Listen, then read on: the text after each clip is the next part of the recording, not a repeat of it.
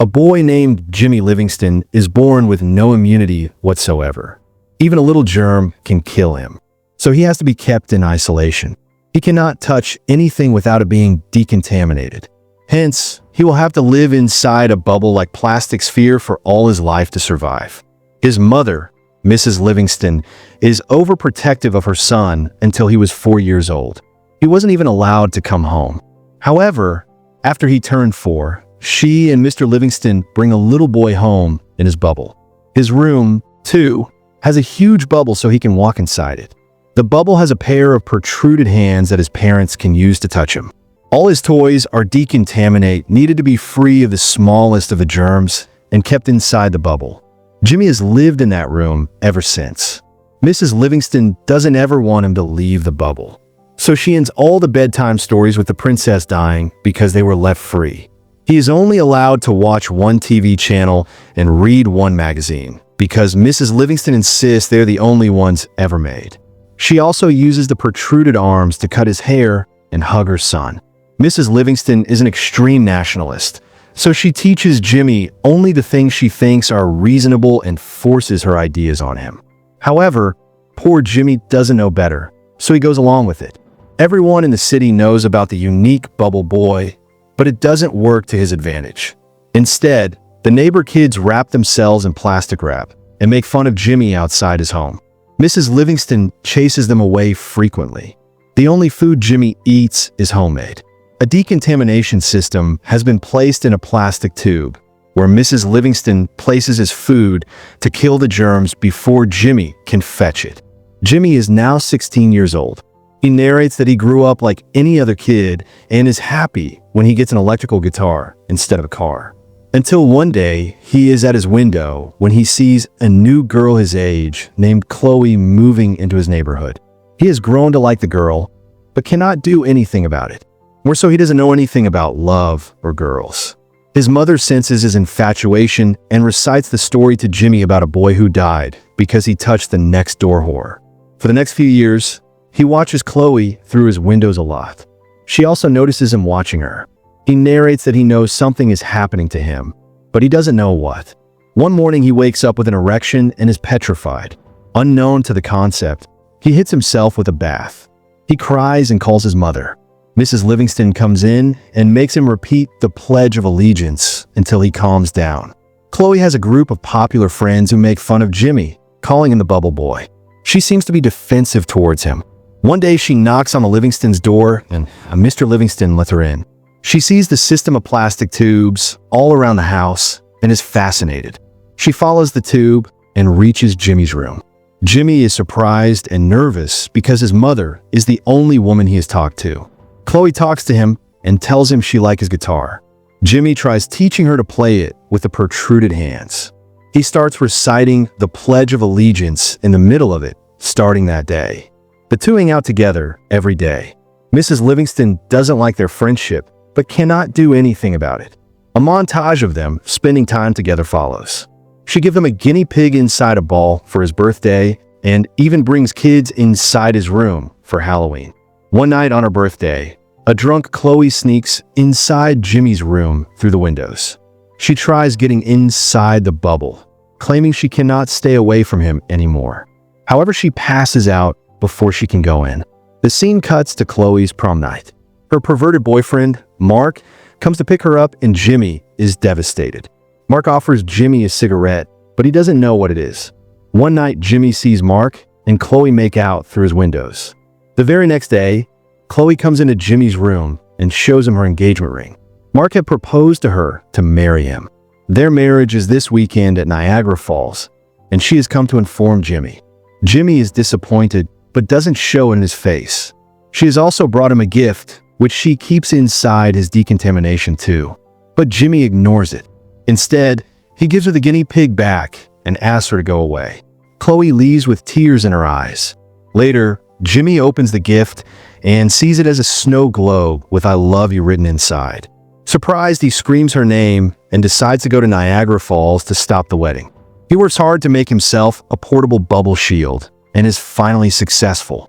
Then he sneaks out of the house without his parents knowing. Jimmy is happy to be running for the first time. He reaches the bus station and asks the person there for a bus ticket. However, Jimmy has forgotten to bring any money. Distressed, he tries to cross the road when he is hit by a bus. He goes flying to the ground, but his bubble saves him. The people from the bus come out and offer to give him a ride. Jimmy happily accepts it, but he gets to know that the people are part of a religious cult. When he pointed out, they angrily throw him out of the bus. The cult group reaches their destination where their leader announces around men inside a globe to be the savior sent by God. The group realizes that Jimmy was their savior and sets off to look for him to take him out of the globe. Meanwhile, Jimmy meets a biker named Slim. Jimmy tells him about the love of his life, marrying someone else. Slim is impressed and in turn tells him of his old girlfriend who he still loves, named Wildfire. He then offers Jimmy a ride, and both of them make their way to Niagara Falls. At home, Mrs. Livingston finds Jimmy missing and freaks out. Mrs. Livingston and her husband set out to look for Jimmy because the police would only do it after 24 hours of the disappearance. Elsewhere, Slim and Jimmy reach Vegas and stop to rest. They have a lot of fun at a casino, but Jimmy only has 2 days before the wedding, so he leaves Slim at the club, steals a scooter, and runs away in it. After traveling for a while, Jimmy comes across his parents' car, who tries to stop him from running in a hurry. Jimmy gets into an accident, but thankfully his bubble bounces him into a running train. He escapes his mother, but is now trapped in a train with talents from Phreak show. The Phreaks tell him about their boss, Dr. Phreak, who keeps them captured and uses them as Phreak show. Jimmy meets Dr. Phreak, who happens to be a dwarf. He accidentally throws the man to the ground with his bubble and frees the other Phreaks. Then he continues his way to Niagara Falls, but he can hardly use a scooter anymore. So he goes to a restaurant to ask someone for a ride. There, a bunch of police officers bully a man named Push Pop. When Jimmy tells them he has no immunity, they assume Jimmy has a contagious disease and run away from the place. The restaurant catches on fire in the chaos, and Push Pop offers Jimmy a ride. He also agrees to take him to Niagara Falls somewhere else. Mrs. Livingston reaches Dr. Phreak, who tells her that Jimmy is going to Niagara Falls. Furious, she calls Chloe and yells at her for making Jimmy run away. As she talks to Dr. Phreak, the Phreaks outside steal her car. Push Pop and Jimmy are on their way when they hit a cow in the middle of the road.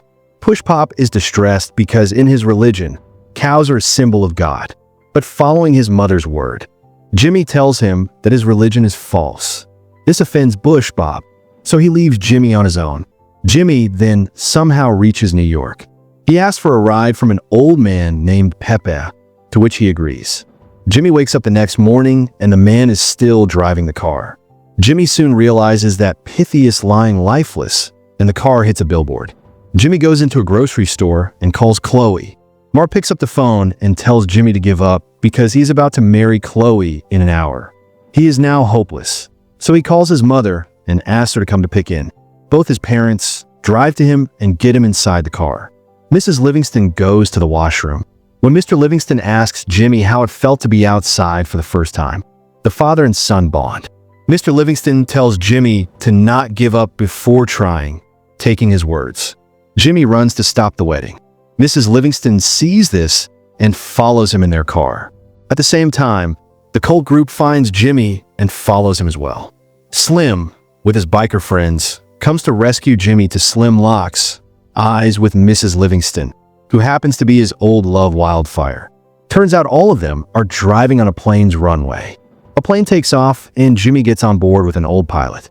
They fly to Niagara Falls, but the plane crashes, making Jimmy fall into the waterfall. Thankfully, his bubble doesn't let him drown. He somehow manages to get out of the water and rushes his way to the wedding. Chloe and Mark are in the chapel saying their vows. When Jimmy enters the church, claiming his love for her, seeing this is his last chance to persuade Chloe. He puts his life in danger and tears his bubble open to kiss her. However, just after it, he falls unconscious as Chloe tries to wake him up. Mr. and Mrs. Livingston arrive there too. Mrs. Livingston mourns her son's death. When Mr. Livingston asks her to tell everyone the truth, Mrs. Livingston embarrassingly reveals that Jimmy doesn't have any condition, and he suddenly wakes up. It turns out that she had lied to him to keep him away from the evils of the world for all these years. Jimmy is shocked, but forgives his mother when she claims she did it to protect him. He finally embraces Chloe as everyone claps. Cut to a few months later. Chloe and Jimmy are getting married. Everyone he met during his journey is at the wedding. Mr. Livingston, Mrs. Livingston, and Slim are now in trouble. The movie ends as we see Jimmy and Chloe drive away in a car to their honeymoon.